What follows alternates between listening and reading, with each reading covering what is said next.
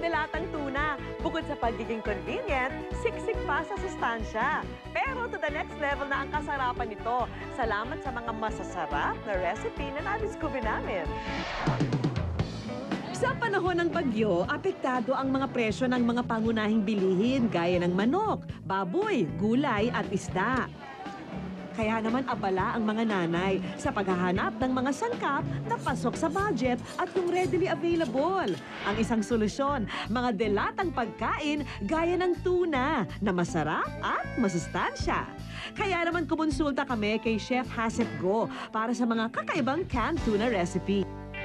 Since breakfast is the most important meal of the day, kaya sisimulan natin ito sa pagluluto ng isang masarap na almusal. So yung first recipe na gagawin po natin, ito yung canned tuna and corn omelette. Maghanda lang ng itlog, gatas, asin, paminta, sibuyas, kamatis, corn kernel, mantika at canned tuna. Igisa ang sibuyas, kamatis, bawang at tuna. Ito yung nilagay nating tuna, so hindi na natin siya dinrain, no? Hindi na natin tinapon yung sabaw no, nasa lata kasi nandun na po kasi lahat ng lasa, no? Kung sayang naman ko itapon na. Not unless kung canned tuna in oil. Ayun, so yun yung pwede nating panggisa na rin yung oil, okay? Budbura ng asin at paminta at isang tabi. Sa isang lalagyan, maglagay ng 4 na itlog, paminta at asin. Dagdagan ng evaporated o di kaya fresh milk, basil leaves o anumang dried herbs at saka batihin. Iprito ang mga corn kernel sa kaunting mantika. Idagdag dito ang binating itlog. Isunod naman ang ginisang tuna. Okay, at yung kalahati naman, okay, tatakip natin sa ibabaw. Ganon lang kasimple. Sa halagang 80 pesos, mabubusog na ang 6 na tao sa canned tuna and corn omelette.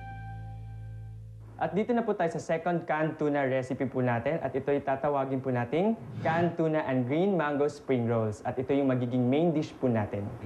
Maghanda ng delatang tuna, sibuyas, manggang hilaw, grated cheese, asin, paminta, liquid seasoning, harina, tubig, lumpia wrapper at mantika. Canned tuna, syempre.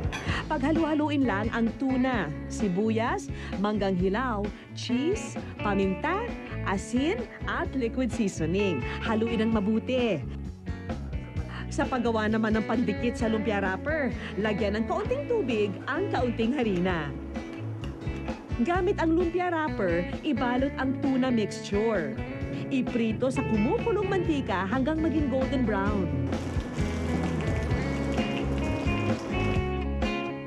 Ang masarap na canned tuna and green mango spring rolls, nagkakahalaga lang ng 60 pesos at pwedeng pagsaluhan ng 4 na tao. Ang susunod po natin gagawin ngayon ay ito naman yung pangmerienda po natin. So ito yung canned tuna spaghetti.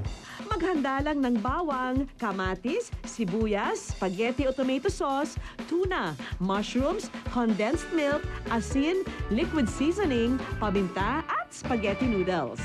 Iluto ang spaghetti noodles at isang tabi. Igisa ang canned tuna kasama ang mantika nito. Isunod ang sibuyas, kamatis at mushrooms. So available din po ito sa grocery po. Available din po siya in can. Lagyan ng paminta at asin. At idagdag ang spaghetti sauce. Kapag kumulo na habang hinahalo, lagyan ng condensed milk. Pagkatapos, pwede nang ihalo rito ang nilutong spaghetti noodles. Sa ilang sandali, ready to eat na ang malinamnam na spaghetti tuna. Murang-mura sa halagang 80 pesos na pwedeng pagsaluhan ng 5 tao. Maliban sa pagiging pasok sa panlasang Pinoy ang tuna, mayaman din ito sa protina at omega-3 na good for the heart. Kaya sinong nagsasabing nakakaumay ang delata? Sa mga recipe na ito, siguradong mag-iiba ang pagtingin nyo sa tuna na may sarap at sustansyang hahanap-hanapin nyo pa. At susunod sa Good News.